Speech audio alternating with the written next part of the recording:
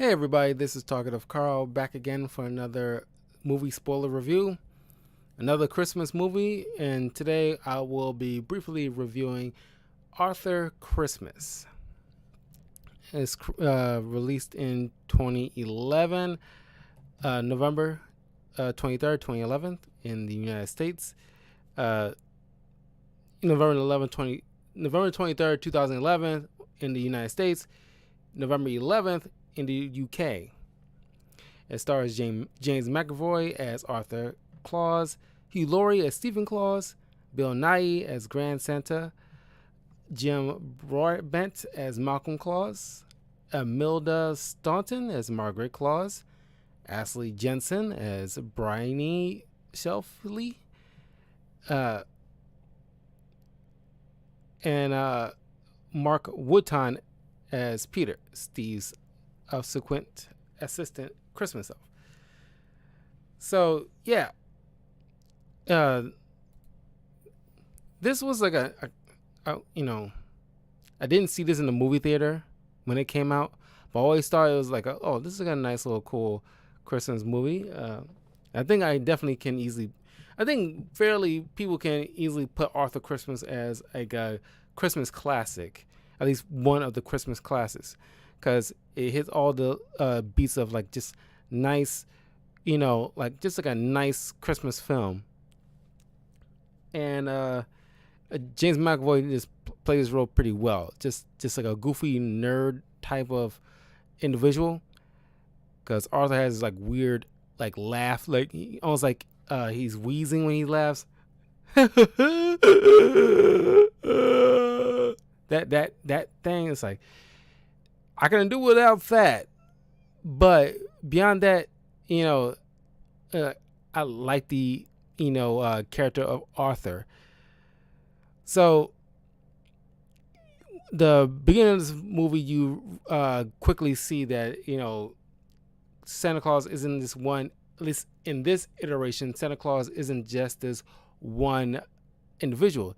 It's an inherited legacy, kind of like Batman. It's like a legacy passed on from father to son to son to son to son to son, and ever since the original Saint Nick. And Bill Nighy plays Grand Santa, who during the I guess like the Cuban Missile Crisis era of uh, of of that era, at least the 19th century Santa, serving from 1871 up to 1941 until his son Malcolm took over from 1941 up until present day of 2011. So now Malcolm has two sons.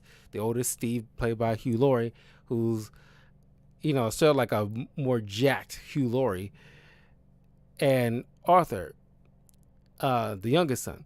Now he has two sons, but Steve is vying for, or at least ready by this point, being the 70th year of Malcolm being Santa Claus. By this point, it's he's prepared, at least getting like a speech ready, doing his one final pass around, not final pass, but like this final destination to deliver presents. And once it's a success, he's like he's ready to like take over. Steve being like all like high tech, wearing like this green and red military uniform. He's kind of like, he's like Captain Picard, or Captain. Well, not like Picard. He seems more like crap. What's the one before Picard? I'm blanking on it. William Shatner version without the voice. But he's just a captain of a Starship Enterprise kind of situation, where he got a team of elves, controlling like the switchboards and dashboards, while instead of using like a traditional sleigh, he has S1, which is like a Starship Enterprise level looking sleigh that which is cool looking, was like a cool interpretation and a very brilliant way of how to like modernize the way what Santa Claus would probably uh, with the evolution of the world with technology and everything like that. It makes sense for Santa Claus to have to upgrade himself just to avoid uh, being detected. That's the one thing. Santa Claus cannot. There should be no physical proof of Santa Claus. That's the thing. According to Grand Santa, it happened once, uh, a long time ago.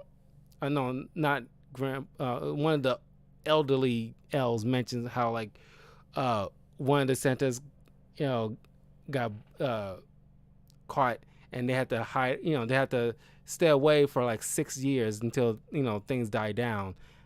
So they didn't want to, and then the elves were out of work for so long. They don't want to go through that again. So they go out the way to make sure that nobody's, no Santa will ever get detected. So Steve has this like, he's all teched out. He's like, he got like a portable phone, like like kind of like a like a day planner kind of situation. He has everything mapped out, with statistics and everything like that. Everything goes according to plan, and like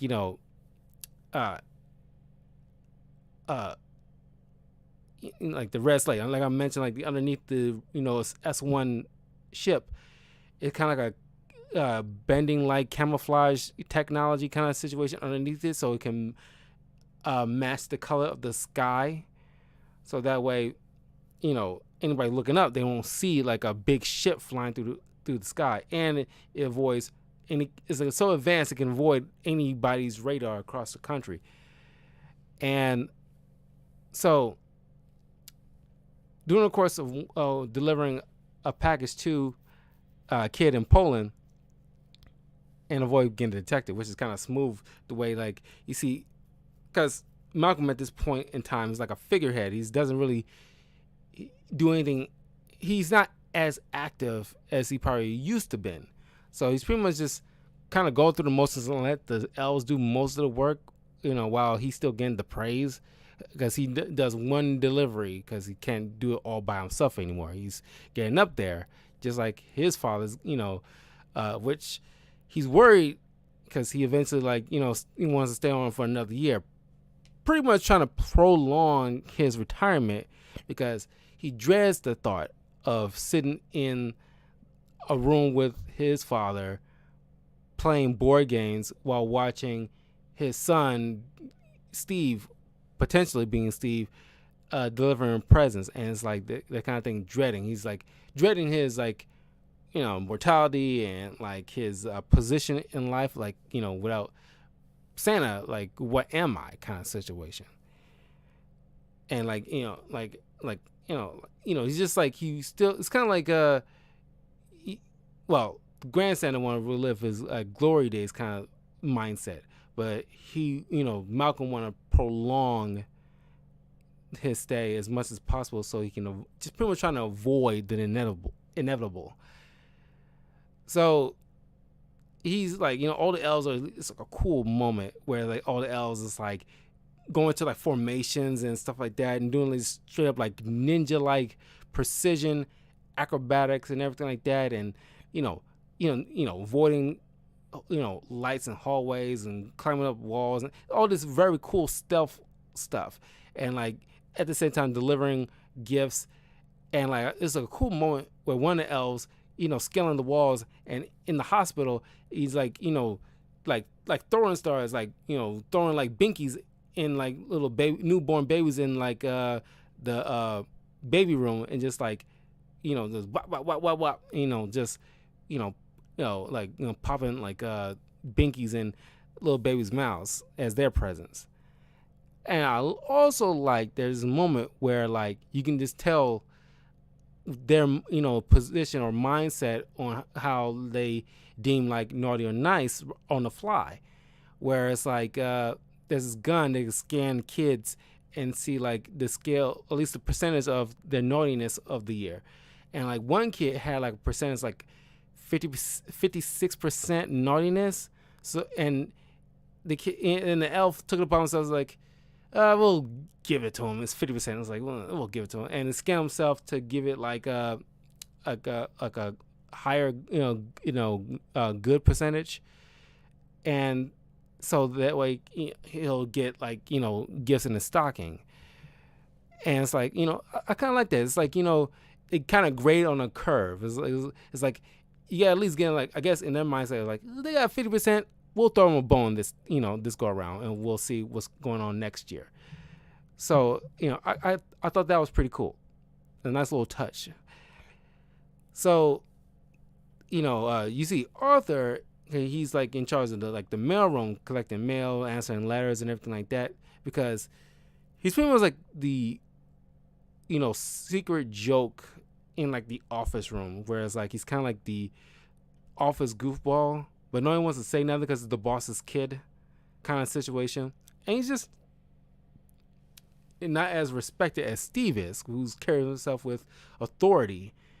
You could just tell by the way he is drawn, and the design of him, and like with Hugh Laurie's voice, he just commands a room. Well, Arthur is just like an innocent goofball. Like he's not as smart, but he's like got a great heart. He's not a total idiot either. But he's just like he's got just like a childlike mindset where he views the world in like a particular way. But even then, he has a growing moment later on in the film.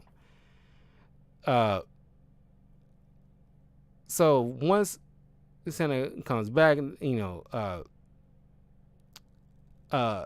all have they try to like have like a nice quiet family dinner together, while Grand Santa and Steve like having an argument. The way like there are different ways of handling Christmas, while Grand Santa is just like the old ways are better, typical old ways are better, and then Steve is of course the new kid on the block kind of situation where it's like it's more productive you handling things the modern way. It's more efficient.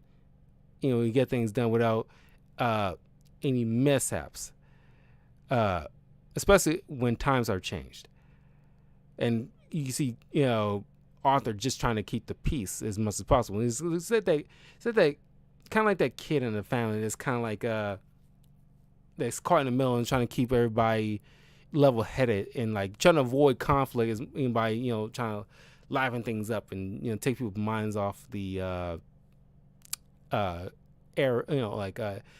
issues at hand, or at least like their grievances at hand. Not sure if it's healthy, and they probably need more like they definitely need to talk it out, but not like sniping at each other, And Arthur just want to have like a nice Christmas with his family, same as the mother. And of course, Steve gets a red alert by one of his elves, at least the gift wrapping elf, Bryony. She explains that a gift has been missed because like it got off a conveyor belt, this bike that's supposed to be delivered to one of the kids that Arthur was writing back to, which this is one thing I was confused on. You get letters. Why is he writing like a note back? Unless he's kind of like a journal situation where he's just like pretending like he's writing back to her but not delivering it. Maybe that's the case, because you can't deliver all of these letters right back to them, because that will show proof that Santa Claus exists if letters coming back. But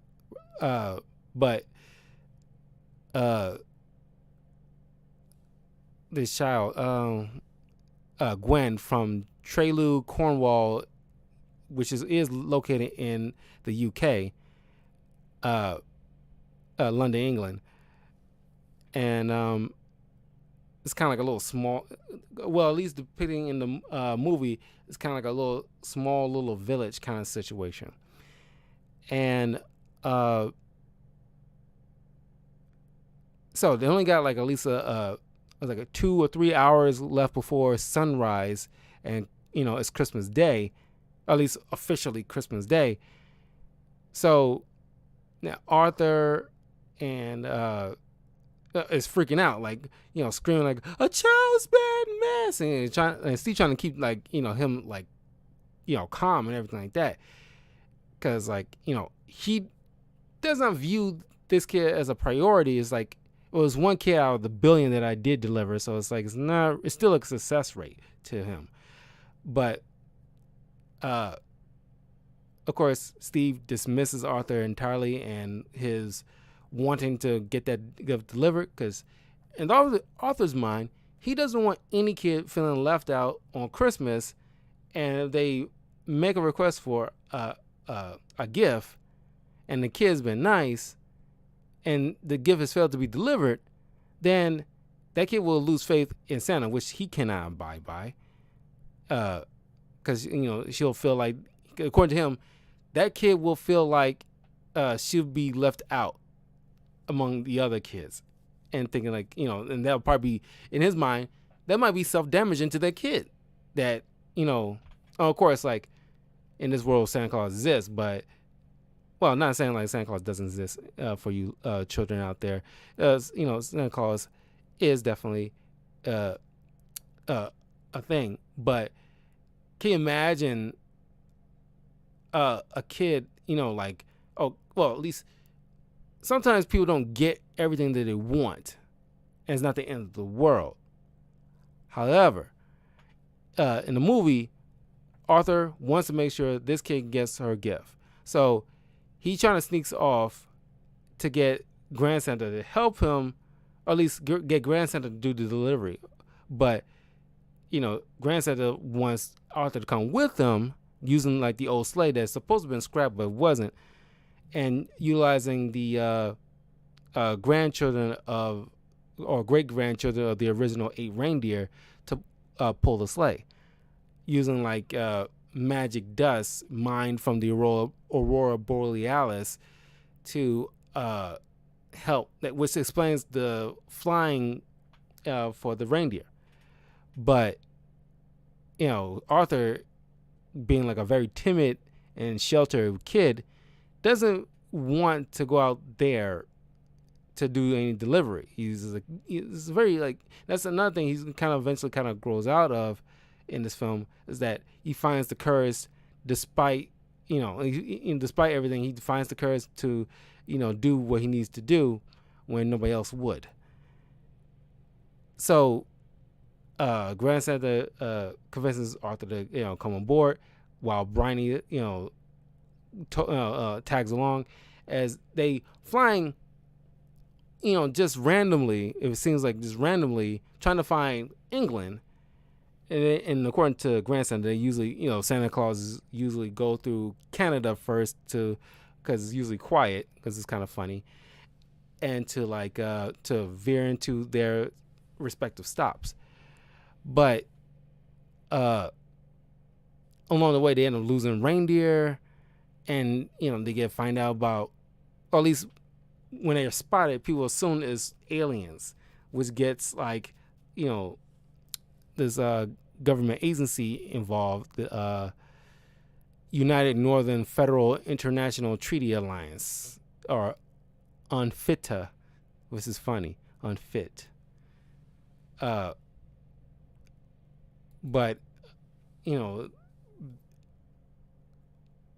of course, when, like, Grand Santa has ulterior motives on tagging on this mission, while they trying to get this present delivered. Now, along the way, they end up getting shot down, and, well, before they even get to this point, they go to, like, they get shot for a little bit, or at least stuck in Africa a little bit, and getting chased by lions, and, like, eventually, when, like, the elves end up waking up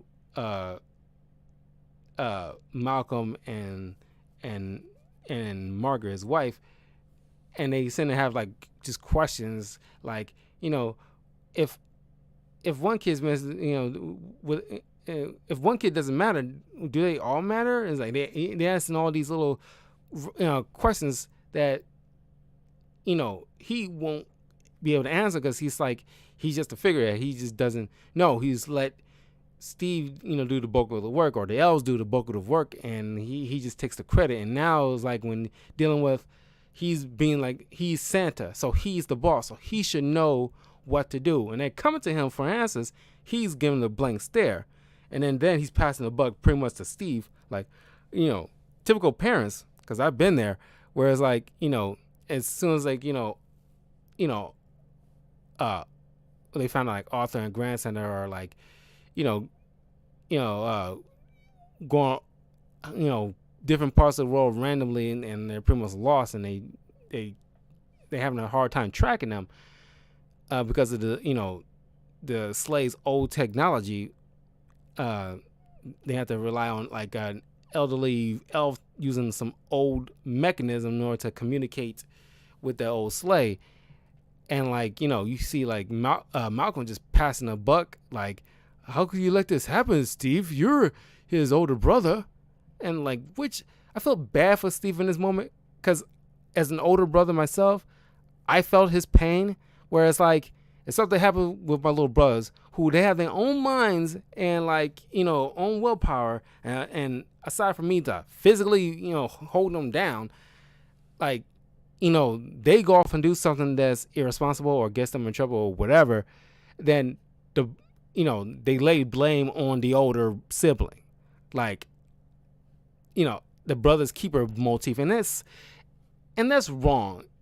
As a parent, it's one of the things that I criticize parents, and especially like my parents, because they, from time to time, there's been like a fair bit of time they've done that, where my little brothers do something stupid, and I'm supposed to be keeping watch.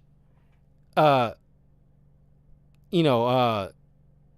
get shit for it, and it's like, I don't know. It's like, just because I'm around, I'm supposed to be watching them like 24/7 or something or other. It's always something where it's like, just because I'm in the neck of the woods, or like, while the parents are out of the house, like, I gotta make sure they, keep in line, whatever. Like, and like, I do, like, I did, but it's like, you can't control every waking moment, because every parent should know this better than most, that as soon as you turn your back for a moment, the kid gets into something they're not supposed to. It'd be a funny thing for me to do, or any kid to do, when a parent is supposed to be like looking after the youngest kid, and like they doing something like, finger paint on the walls behind their backs, and like the older kid walks in like, well, what happened here? Aren't you supposed to be watching him? Like, you're the parent. It's your responsibility to be looking after him. Woo. Like, just turn around on them. Because, like, it's not fun when somebody's trying to point the blame on you for something, the youngest did, when you happen not to be looking for a split second. And that's kind of like that. Like, I empathize with Steve in that moment, even though like Steve's just like, okay, I'm fed up with it. No, here's the the controls to this. Here's the controls to this. Here's the cameras for that. Have at it.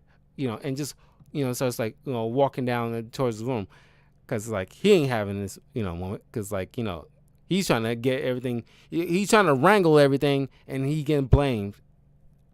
And it's like, you see, him airing his grievance out to his father later on, after the parents trying to like take over their S1 to try to retrieve Arthur and Grand Center, and like Malcolm has no clue how to work in the controls, but wouldn't the mother would know, because she's like somehow like secret badass kind of situation. But then like when Malcolm's trying to fool the controls, get hit with an airbag, and it's like a solemn moment. But even before that, you hear Steve air out his grievance, like, it was like he, felt like Santa's not didn't give Steve like, like, it feels like he gave like all these random stranger kids, it seems like all the attention and love that he wanted, where it feels like he's treated like an afterthought kind of situation. Not like he doesn't love Steve, but it's just like it's just like he didn't give Steve that kind of attention that he obviously is like missing out on. And like he mentioned about a toy that he didn't get. No, at least Malcolm assuming it's like about a toy that he didn't get one time, but it's like I just need my father. So after the whole the airbag situation, he's just like this, Malcolm just it just sunk in at that moment where he's like just sat down with his wife, putting her like hand on his shoulder, easing his pain a bit, and then like and just kind of it's sinking in the fact that, I think I'm at my point where it's like, like you're in charge, Steve. I obviously cannot do any of this stuff, and it's like, he's come to the realization that it's like maybe I'm not the Santa that I used to be. I'm not even a father, at this point. I don't feel like I'm being like a good father at this point. So I'm just like I'm lacking on both ends, and like you see that sinking in at that point as he's sinking into that chair, which is funny.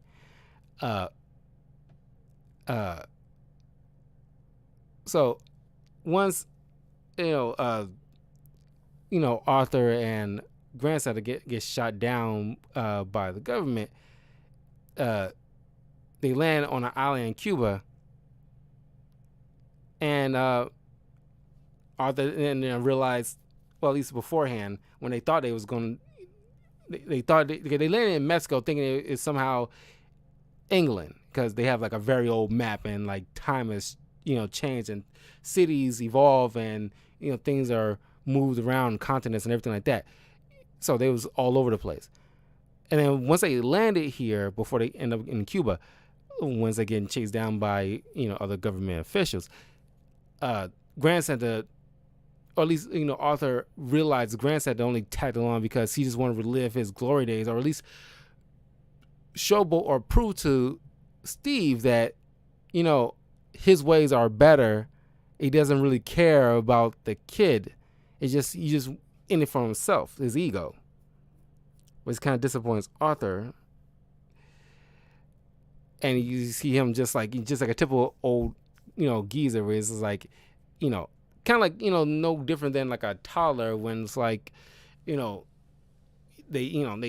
pout and they fold their arms and just don't want to hear, and just completely like guarded and just ignoring any kind of verbal communication trying to come their way. They just completely shut down. And once they crash land into Cuba, Arthur comes to the realization, at this point that as Steve just blatantly pointing out, giving like putting up the phone to the screen, once they finally made communication that Malcolm wasn't even looking or caring to the fact that there was like a missed child.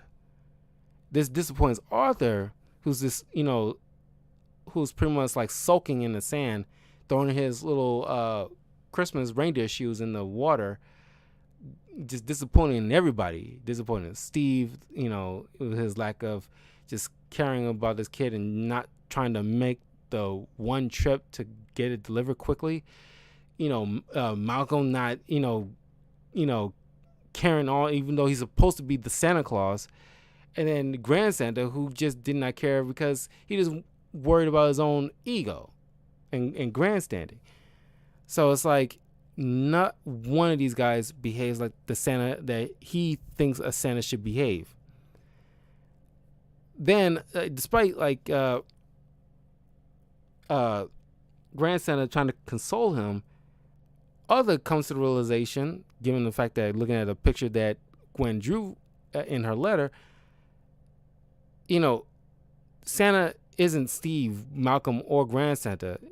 Santa, she just thinks it's Santa, just the symbol of Santa, and as long as we still make that delivery, she will know that Santa, in general, still cares.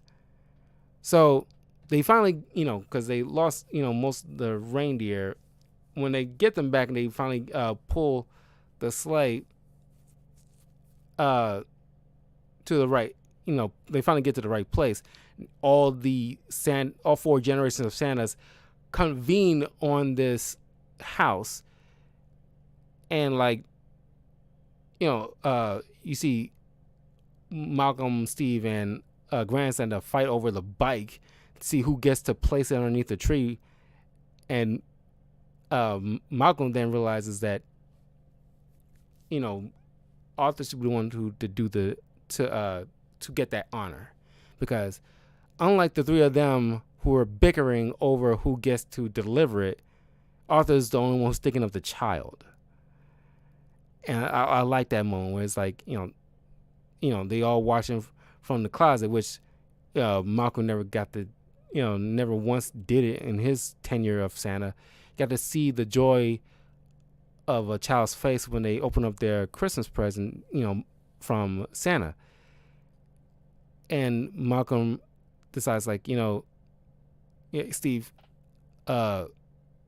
you definitely should be Santa, but he's letting Steve know, but you got to acknowledge the fact that because of Arthur, who went out of his way, despite all odds, to get this present to the child, maybe he, has earned Santa. Yeah, because there's like a difference between deserving and then earning it. Da da da.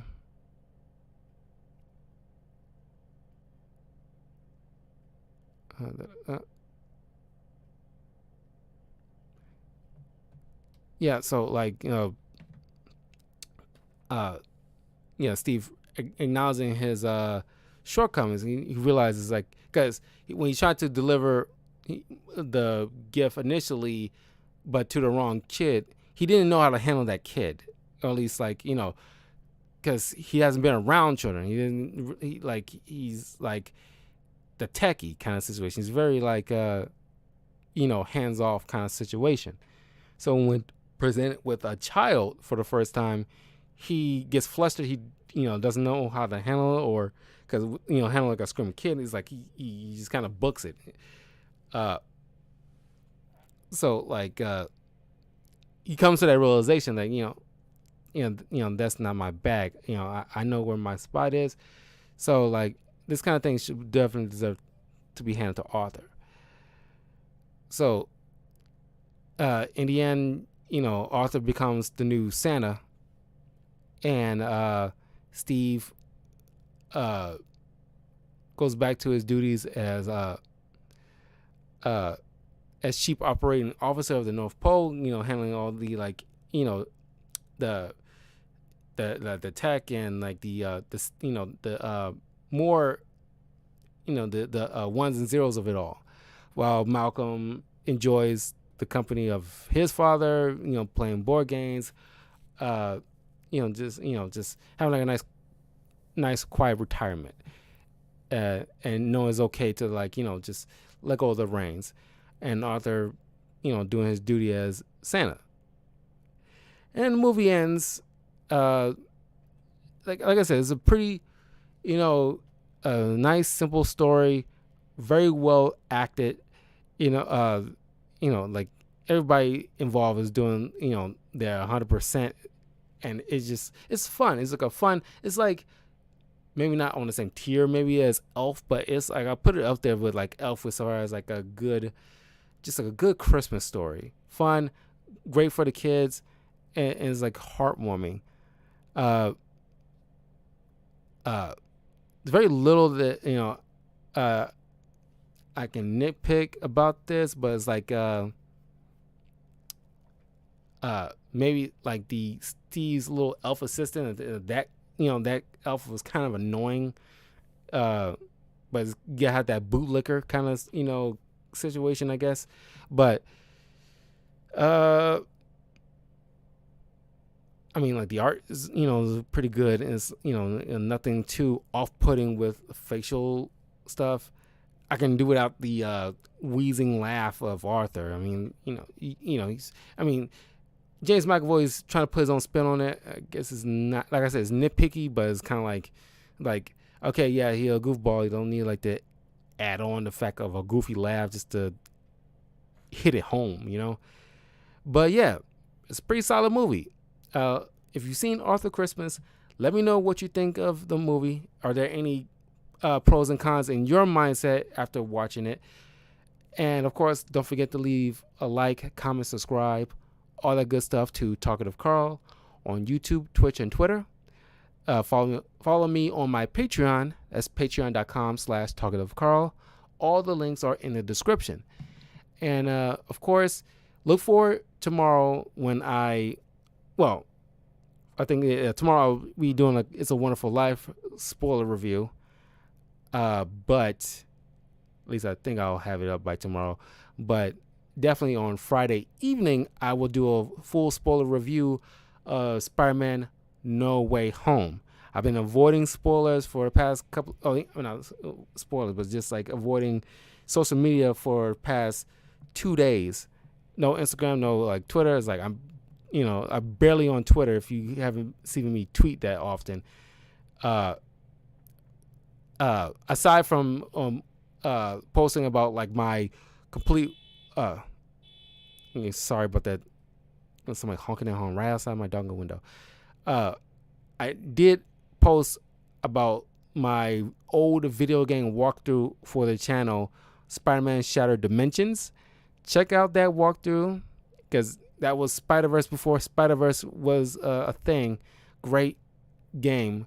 Got all the classic Spider-Man voices come together. Neil Patrick Harris from the MTV Spider-Man anime series. You got the 90s Spider-Man voice actor, the spectacular Spider-Man voice actor, and the Spider-Man and his amazing friends voice actor, reprising their roles as Spider-Man, but different Spider-Man from different parts of the multiverse. The Neil Patrick Harris plays the amazing Spider-Man from the main 616 universe.